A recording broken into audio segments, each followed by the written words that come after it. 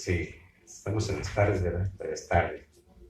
Ya es tarde, todavía en las noches. Vamos a abrir la palabra de Dios, hermano, allí en el capítulo 11 del libro de Marcos, versículo 25 y 26.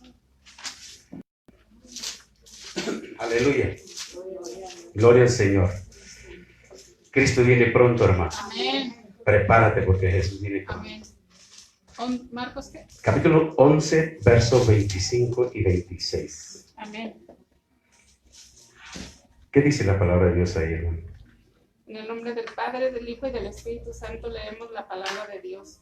Y cuando estéis orando, perdonad si tienes algo contra alguno, para que también vuestro Padre que está en los cielos os perdone a vosotros vuestras ofensas. Porque si vosotros no perdonáis, tampoco vuestro Padre que está en los cielos os perdonará vuestras ofensas. Gracias le damos al Señor por su palabra hermosa y maravillosa. Y sea bendita su palabra en nuestras vidas, hermano. Amén. Amén. Aleluya.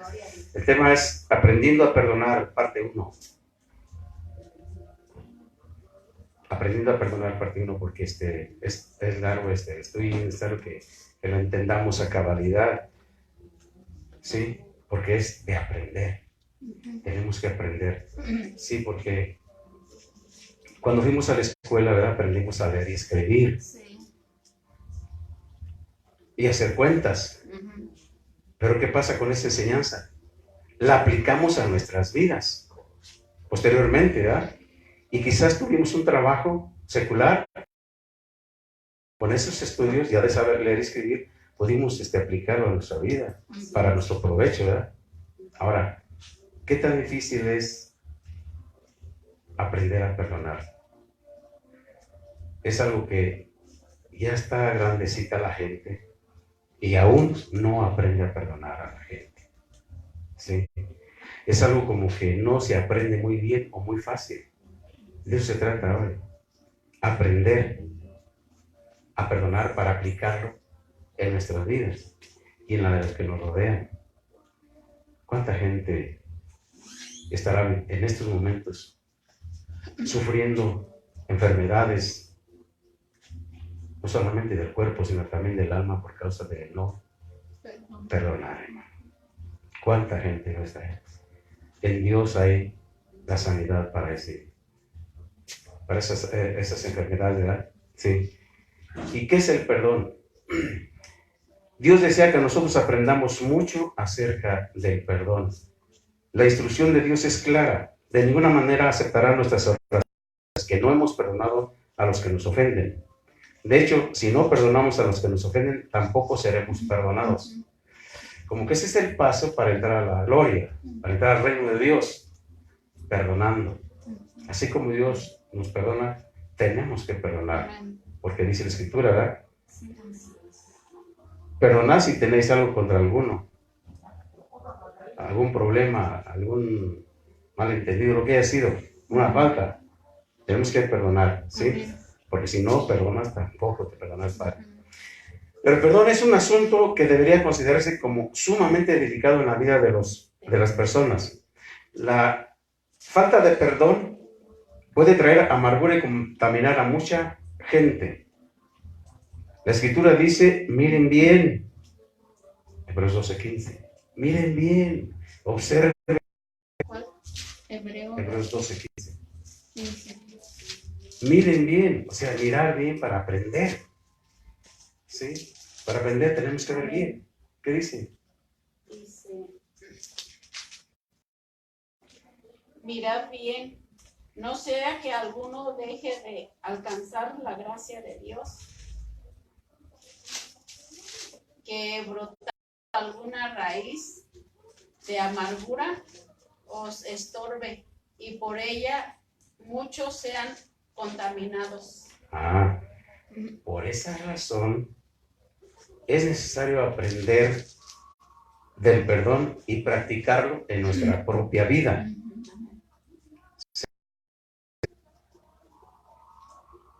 La persona que lo hace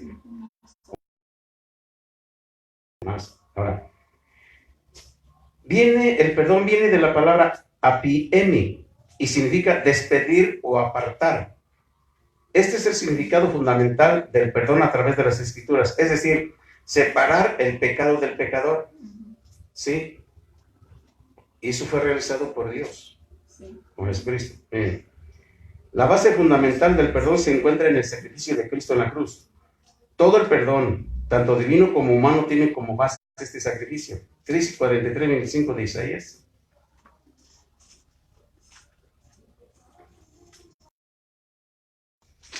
Isaías capítulo 43, verso 25.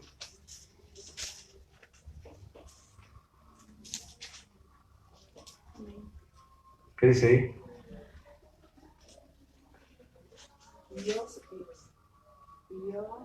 Yo soy el que borro tus rebeliones por amor de mí mismo y no me acordaré de tus pecados. Porque esto es mis... perdón. Yo soy el que borro tus rebeliones por amor de mí mismo y no me acordaré de tus pecados. Isaías. Lo que Dios hizo con nuestros pecados fue quitarlos de sobre nuestra persona y depositarlos en la persona de Cristo, donde fueron redimidos. El castigo y la justicia se cumplieron en la persona de Jesús y el pecador queda libre del pecado y de la culpa. Por tanto, también del castigo. Debemos notar que Dios cumple su justicia una sola vez, por eso es que Él olvida el pecado y no inculpa más al pecador. Es de notar que el perdón y el pecado están íntimamente relacionados. Si no hay pecado, no hay motivo para el perdón y viceversa, ¿verdad? No se toma el pecado a la ligera. Esto implica también que el acto del perdón no es algo sin importancia como muchos a veces lo tratan. El perdón es un acto inspirado por Dios y cada creyente debe tomar el acto del perdón tan serio como Dios lo toma, tanto si está del lado ofensor o del lado del ofendido. Para que exista el perdón, debe existir la ofensa, lo que nos empuja a aceptar que hay un ofendido y un ofensor. Regularmente las personas dicen, ya perdoné, pero en realidad ni siquiera se acercan a lo que es en realidad el verdadero perdón. Existen dos tipos de perdón, el divino y el humano. El segundo tiene como modelo y el perdón divino, mas está pervertido por causa de la caída del hombre y de su mismo pecado. ¿Sí? Y se nos dice que tenemos que perdonar. Es modelo del perdón divino. ¿En qué se distinguen el uno del otro? El perdón divino del perdón de Dios, de Dios, el perdón del hombre. Está pervertido, ¿qué? El segundo tiene como modelo el perdón divino, mas está pervertido por causa de la caída del hombre y de su mismo pecado. Se distinguen en que el perdón humano que pasa por alto la ofensa y por eso es tan difícil a veces otorgarlo. Pasa por alto la ofensa. Pero no es correcto. En la práctica desapercibida o cuando existen circunstancias adicionales de unión entre el ofensor y el ofendido. Dios no pasa desapercibido el pecado o la ofensa que el ser humano practica al quebrantar las leyes divinas. Pero el ser humano guarda o olvida o pasa por alto las agresiones recibidas para no provocar mayores problemas o por no tener la capacidad de tratar el asunto de las heridas que la ofensa provoca. ¿Cuántas veces escuchamos que la persona perdona a la otra, pero ya nunca tiene una buena relación? Como que cayó de la gracia de aquella otra y ya no hay una buena comunión como antes, ya se cortó, se quebró eso ahí y ya no hay. Ya se decepcionó. Si Dios fuera como nosotros, estaría decepcionado de toda la creación, ¿sí? Y lo tuvo un tiempo. Y por eso acabó la humanidad a través del diluvio. Sí, se decepcionó mucho, bastante. Pero hermanos, si fuera en este tiempo, hermano, ¿cuánta decepción no hubiera, señores? Mucha, ¿sí? Entonces, hermanos, dicen, Dios no comete un acto de injusticia al perdonarnos, puesto que el separar el pecado de nosotros es para tener total libertad para castigar el pecado, puesto que Él ama al pecador, pero odia el pecado. ¿Y cómo lo puede separar del ser humano? ¿Cómo Dios puede separar el pecado de la gente para poder castigar el pecado? y librar a la gente del pecado? Pues cuando nosotros decimos, le pedimos perdón. Ahorita vamos a ver por qué. Y sí. Vamos a Su ver. sangre nos limpia de pecado. Sí, pero ¿dónde está el pecado?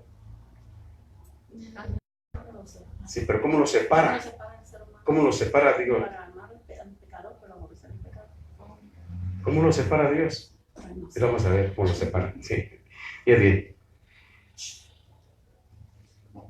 Al perdonarnos, puesto que es un acto de injusticia, Dios no comete un acto de justicia al perdonarnos, puesto que al separar el pecado de nosotros es para tener total libertad para castigar el pecado, puesto que Él ama al pecador, pero odia el pecado. Si tratara el pecado sin esta separación, Él tendría que tratar con... Es bien, es algo que ahí me imagina cómo está este asunto. Es bien, cosa que ocurrirá en el infierno para aquellos que no acepten el perdón de Dios a través de Cristo Jesús. O sea, para castigar a Dios el pecado, y lo va a hacer, es juntamente con el pecador, pero en el infierno. Ahí va a estar torturado por toda la eternidad a aquel hombre que no perdonó, o que tiene el pecado. Es bien, Jesús es la propiciación, medio por el cual el pecado es cubierto y remitido. Jesús es la propiciación por el pecado porque Él es el depositario de la culpa y esto nos libra de la misma. No cargó en Él todo el pecado de la misma. Sí. El justo por los injustos. Al que no conoció pecado, por nosotros se hizo pecado. Fíjate cómo separó Dios al hombre. Él llevó el pecado. Del pecado, separó el pecado. Y todo el castigo fue sobre él. ¿No es Isaías 53? Sí, el gozo de nuestra paz fue sobre él. Sí, el pago por nuestra paz fue sobre él. Sí. Al haber justicia por el pecado, o sea, Él es el depositario de la culpa. Y esto nos libra de la misma. Al haber justicia por el pecado, no hay más delito ni culpa. La ofensa ha sido satisfecha. El perdón se otorga puesto que no hay culpa a perseguir. Para que ocurra el perdón se necesitan tres partes. Primero, el ofendido, el ofensor y el depositario del pecado. Fíjate bien cómo es esto. Muchas veces pensamos que solo dos son necesarios, lo que distingue el perdón humano del perdón divino. El hombre pasa por alto el pecado, pero Dios no. Dios lo castiga, redime y olvida en su Hijo Jesucristo. Nótale, hermano, qué hermoso está esto. Te quitó la condenación. El lugar de nosotros fue ocupado por Jesús. Él sufrió por nosotros y llevó. ¿Dice 53? Él pagó la sentencia del ¿Sí? pecado por nosotros, ¿verdad? Fue llevado ¿a qué? Al matadero. Y su boca no abrió delante de sus trasquiladores, cerró la boca. ¿Sí? A verle, Isaías 53. No abrió su boca. Sí, Isaías 53.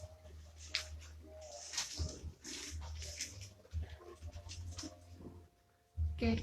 Todo. No, nomás en la parte de 1, 2, 3, que me parece. ¿Qué dice? Exactamente. El 4 y el 5. Ajá, ¿qué dice? Ciertamente llevó Él nuestras enfermedades y sufrió nuestros dolores, y nosotros le tuvimos por azotado, por herido de Dios y abatido.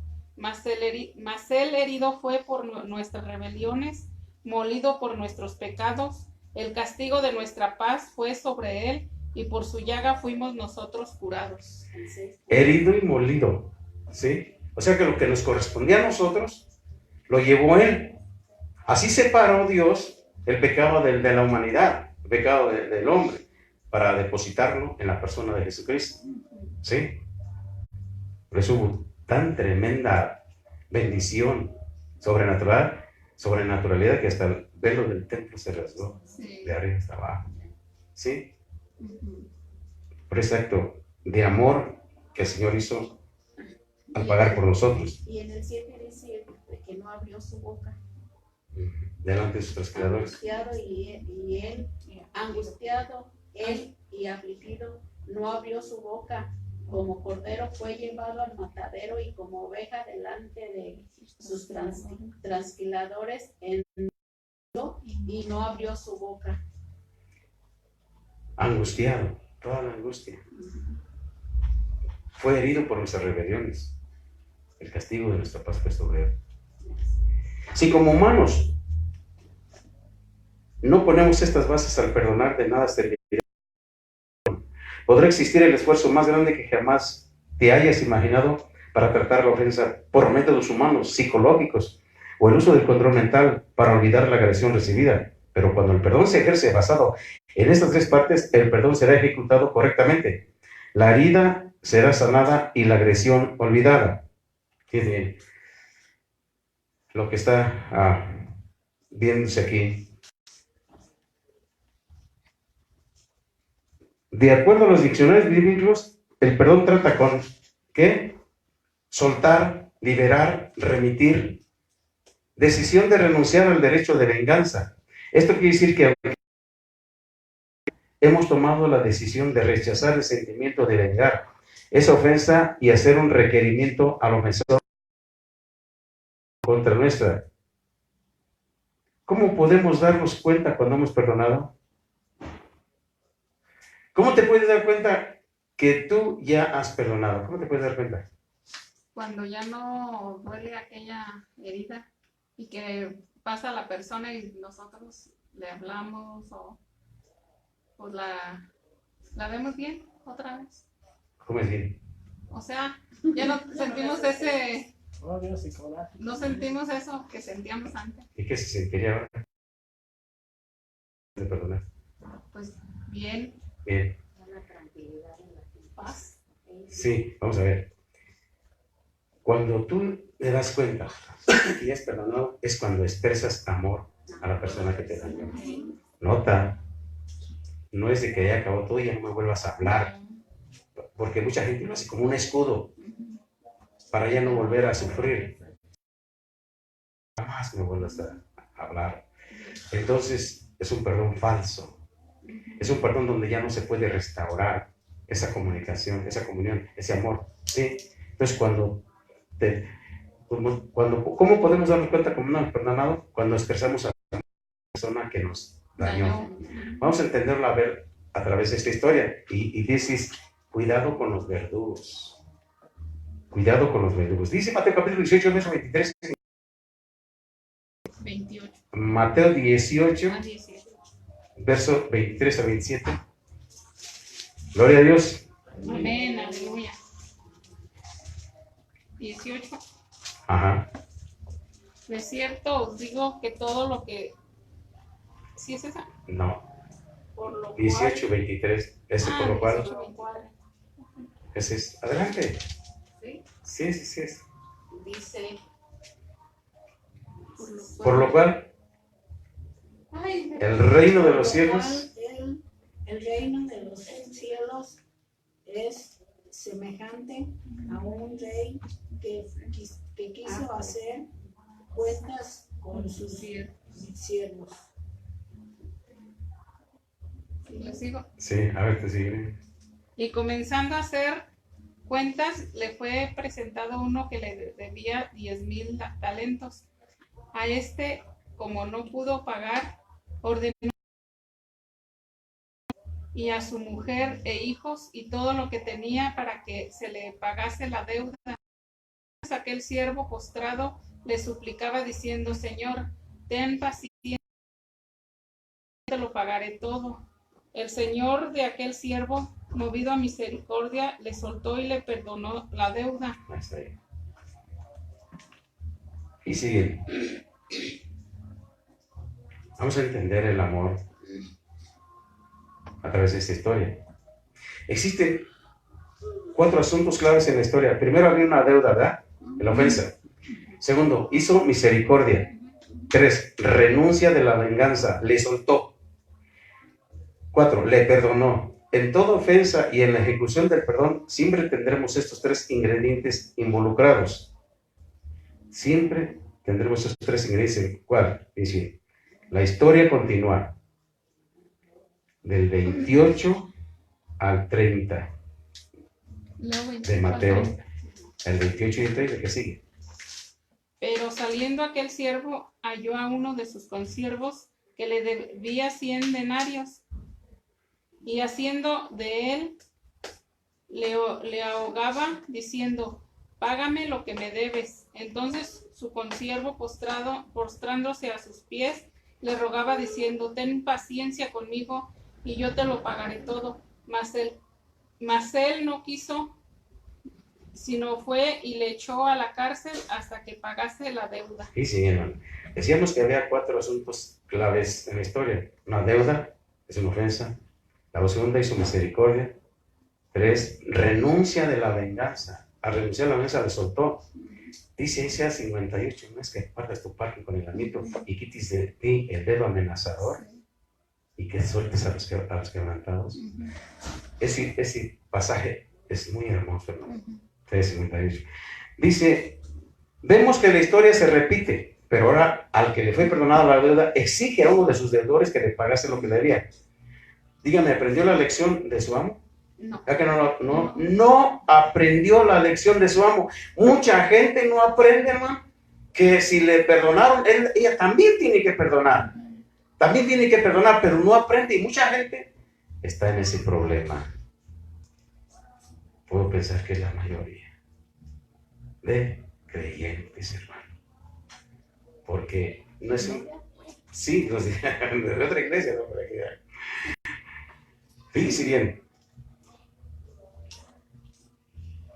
No aprendió la lección.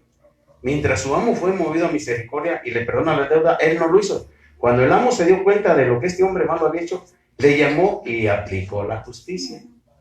La justicia, no injusticia. Ah, bueno. Diga el 31 y el 34. Viendo sus consiervos lo que pasaba, se entristecieron mucho y fueron y refirieron a su señor todo lo que había pasado. Entonces, llamándole su señor, le dijo, toda aquella deuda te perdoné. ¿Por qué? Porque me rogaste. ¿No debías tú también tener misericordia de tu consiervo, como yo tuve misericordia de ti? Entonces su señor, enojado, le entregó a los verdugos hasta que pagase todo lo que le debía. Hasta ahí vamos por partes. ¿Cómo le llamó el amo a ese hombre? Malvado. Esto quiere decir un corazón contaminado de maldad, hermano. Recuerda que del corazón sale lo bueno y lo malo expresado en acciones. No es lo que dices, sino lo que haces, que demuestra de qué está lleno de tu corazón. Porque el buen hombre saca del buen tesoro de su corazón cosas buenas. Mas el mal hombre del mal tesoro de su corazón saca cosas malas. ¿Qué le reclamó? El amo que le reclamó que no tuvo misericordia como a él hicieron misericordia. ¿Y cuál fue el resultado de la falta de perdón para este hombre? ¿A dónde lo mandaron? A la cárcel.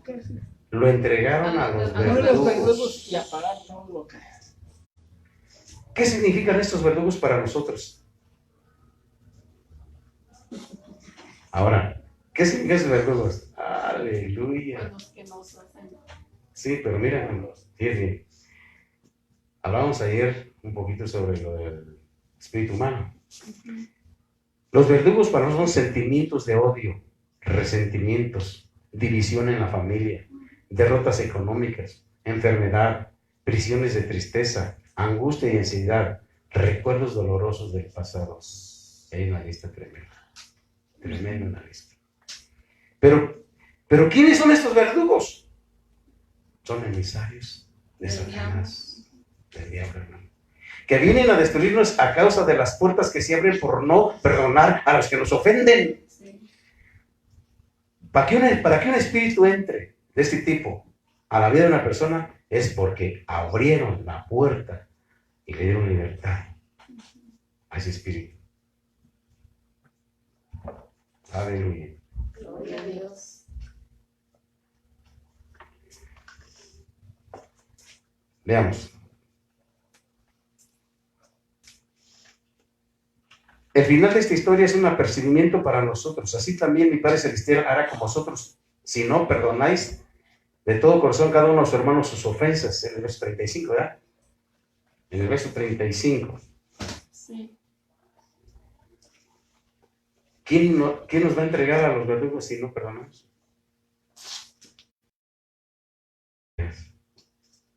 Si no perdonamos, nos van a entregar a los verdugos. Así es que apercibámonos. No sea que por no perdonar vayamos a ser entregados a los verdugos. ¿Sí? ¿Qué enseñanza nos deja esta historia? Si Dios nos perdona a nosotros todos nuestros pecados, nuestro deber es perdonar a los que nos han hecho daño y amarlos como si nunca nos hubieran hecho nada. Amén. ¿No ese es el amor de Dios? Sí. Quiere decir que jamás se acuerda de tus pecados. Y no te está reprochando. ¿Te acuerdas cuando andabas? Yo te vi que estabas haciendo esto, porque nadie oculta los ojos de Dios. Él no te reprocha. Por ir a Luis haciendo esto, me ofendiste. Hablaste mal y me ofendiste. Prevaricaste contra mí. El Señor nunca reprocha eso. No, él se olvida. Él se olvida de tus pecados. Dice que los enterró en lo más profundo de la mar. Así es. Vamos a ver la historia de Génesis. El ejemplo de José, en Génesis, historia de Génesis 37, versos 2 al 4. Génesis 37, 2 al 4. Dice la historia de la familia de Job, de Jacob. José, siendo de edad de 17 años, apacentaba las ovejas con sus hermanos, y el joven estaba con los hijos de Bilha y con los hijos de Silpa, mujeres de su padre, e informaba José a su padre la mala fama de ellos. Y amaba a Israel a José más que a todos sus hijos, porque lo había tenido en su vejez, y le hizo una túnica de diversos colores. Y viendo sus hermanos que su padre lo amaba más que a todos sus hermanos, le aborrecían y no podían hablarle pacíficamente.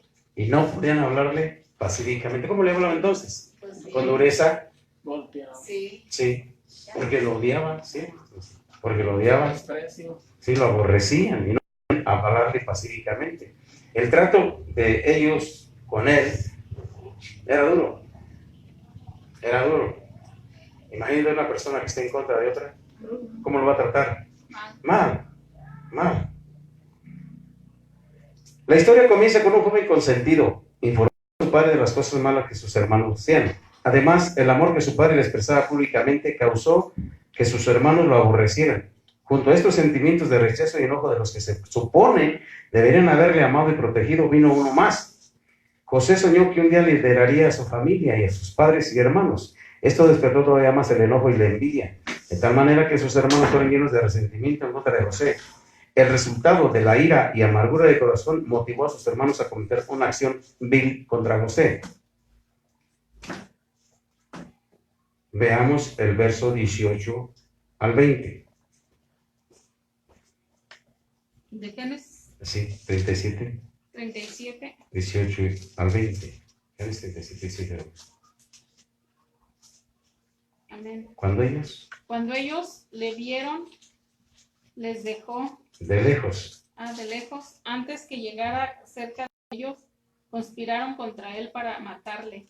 Y dijeron el uno al otro: he aquí viene el Señor, el soñador. Ahora puedes venir y matémosle y echémosle a una cisterna, y diremos: alguna mala bestia lo devoró, y veremos qué será de sus sueños. ¿Cómo se sentiría José al ver a sus hermanos con deseos de matarlo? El corazón de José estaba herido, destrozado. ¿Cómo era posible que sus propios hermanos trataran de matar a mi hermano? Qué dolor tan grande va a tener este muchacho. 17 años, dice. Era un joven, un adolescente. ¿Te estás identificando con José? ¿Cuántas veces tú llegaste a ser maltratado por tu propia familia, que son tus parientes, qué sé yo, es tu familia, y que te han insultado. Si se has identificado cómo es que tu propia familia te hiere, aquellos que dicen amarte. Has sido herido por personas que dicen amarte. ¿Verdad que sí? Has pasado momentos de dolor a causa de que te menosprecian otros. El martirio de José continuó. Lo vendieron como esclavo y lo llevaron a Egipto. Fue por la esposa de su amo. Pasó tiempo en la cárcel. El corazón de José se encontraba herido y maltratado, principalmente por sus hermanos. Veamos Génesis capítulo 42, verso 7.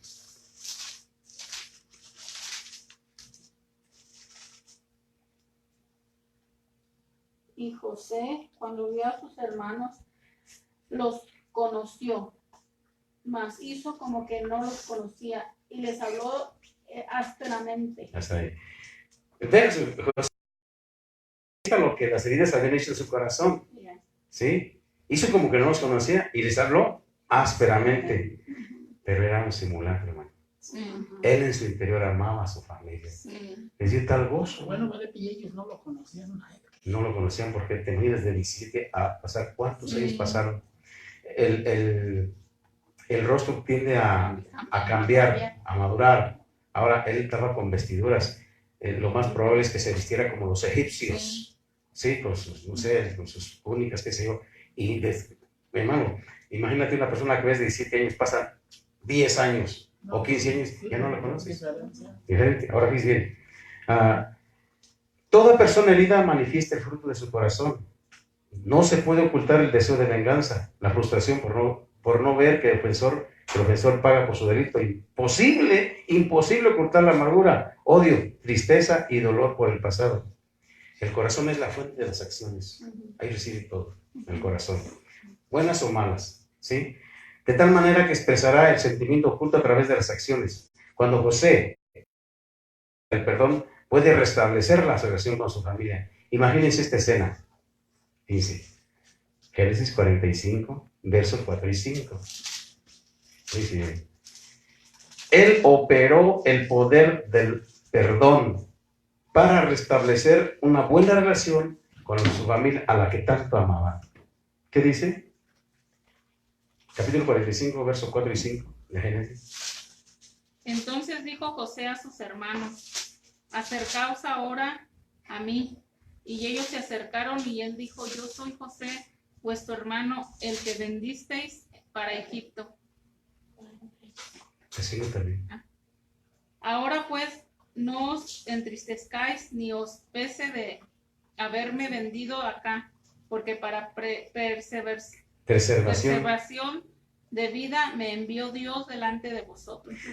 El contexto de esto, hermano, es que todas las cosas ayudan a bien. Esto es a los que conforme el propósito de Dios. Sí. Acercarnos a las personas que nos han dañado. Cuán difícil es volver a entablar una relación, hermano. Muy difícil. Sí. Es estresante, es ansioso. Solo el perdón puede ayudarnos a vencer la amargura y el pasado doloroso con todos sus recuerdos dolorosos. Esta declaración nos dice que José se convirtió en un vencedor al lograr perdonar a sus hermanos. Un vencedor. Es más grande el que se conquista a sí mismo que el que conquista una sociedad. Porque se vence a sí mismo, ¿verdad? Sí. Los verdugos no pudieron posicionarse en el corazón de José porque tuvo un espíritu perdonador y la valentía para enfrentar su pasado y perdonar a sus agresores.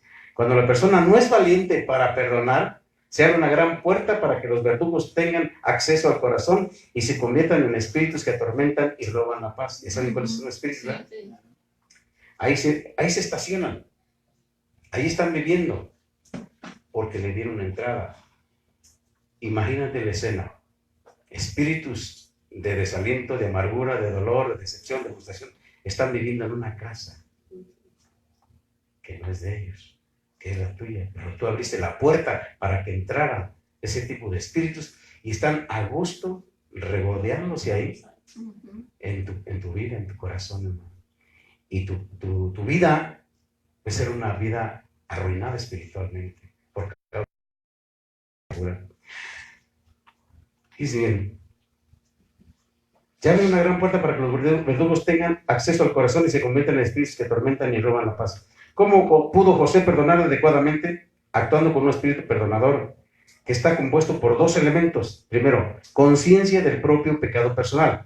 Cada uno de nosotros es también un pecador que comete ofensas y pecados principalmente contra Dios. La reconocemos, ¿verdad? Sí. Somos personas pecadoras. Sí. Segundo, un deseo personal de perdonar. Al tener presente lo anterior y haber experimentado el perdón divino, fue necesaria una decisión personal. Así como Dios tomó la decisión de perdonar a los pecadores que le habían ofendido grandemente, José cobró fuerza para renunciar al deseo de venganza y soltar el perdón, olvidando las ofensas de sus hermanos. Y bien,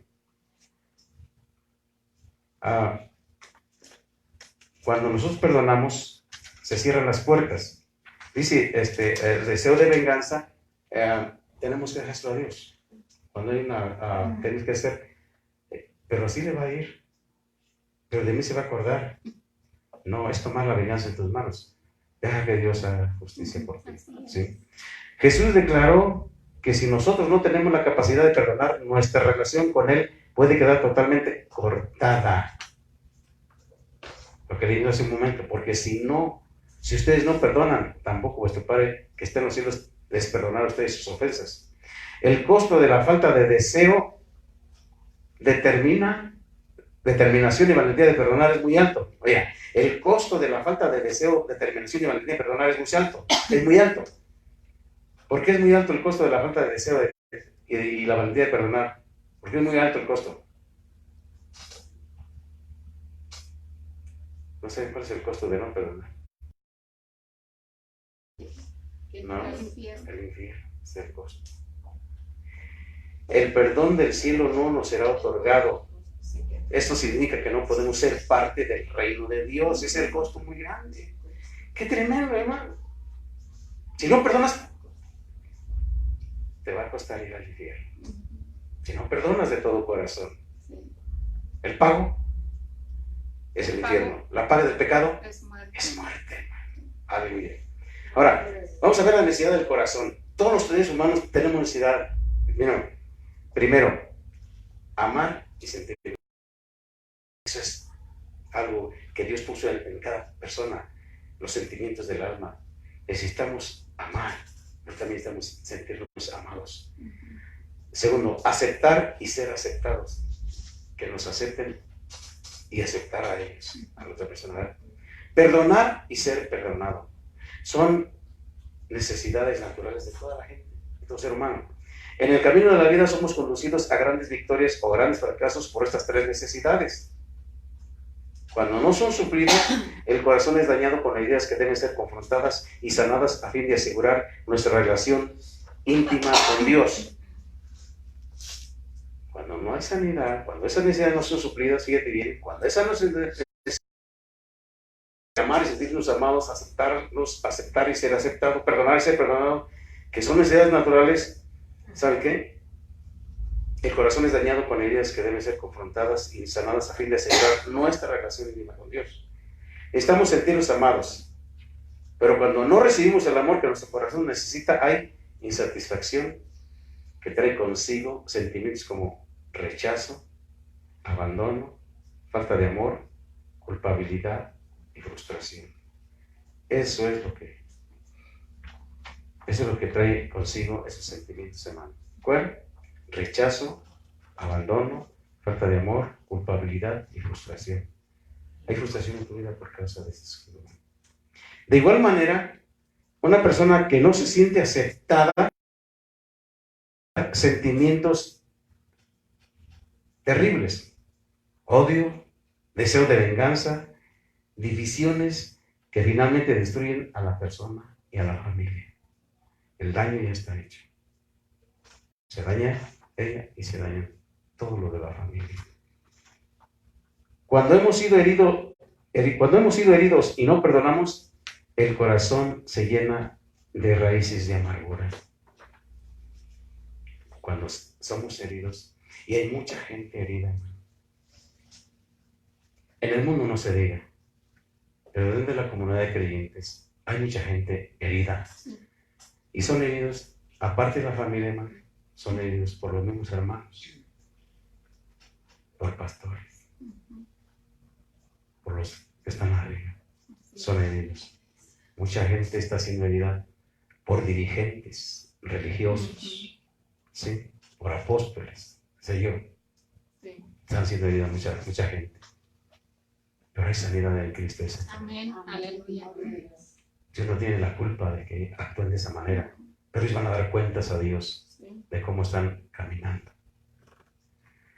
¿Cuáles son las actitudes más frecuentes que dañan el corazón? La falta de amor o abandono, indiferencia. Segundo, abuso, maltrato físico, mental, sexual. Golpes emocionales, burla, sarcasmo, robo, engaño. Desafortunadamente estas heridas provienen más de las más cerca están de nosotros. ¿De acuerdo? Estadísticamente el mayor número de violaciones son por los familiares más cercanos. Desafortunadamente así es.